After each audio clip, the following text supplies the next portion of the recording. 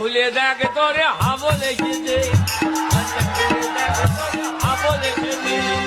হ্যাঁ বাবু, তুই পড়ার থেকে বাড়ি চলে এসেছিস?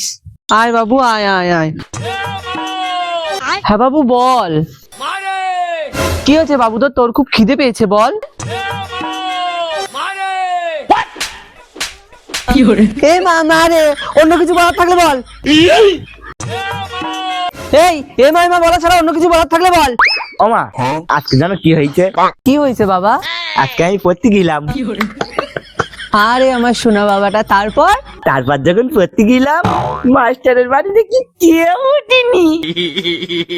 তারপর তারপর তারপর গিয়ে দেখি মাস্টার ওর বউ জড়িয়ে ধরে ঘুমিয়ে আছে। ওরম বলতে নেই বাবা, তুমি পড়াশোনায় মন দাও। তারপর কি হলো?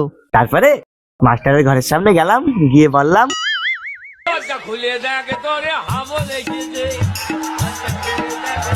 হাবো লেগেছে। এই তোর এটা বলেছি না, তুই এটা করবি না। ঠিক আছে। আমা শোনো না।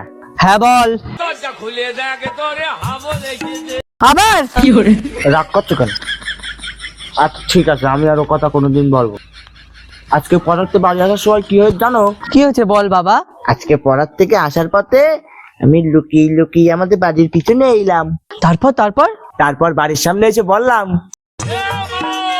মারে মা দরজা খুলে দেখ তোরে হাবো লেগেছে। হাবো লেগেছে।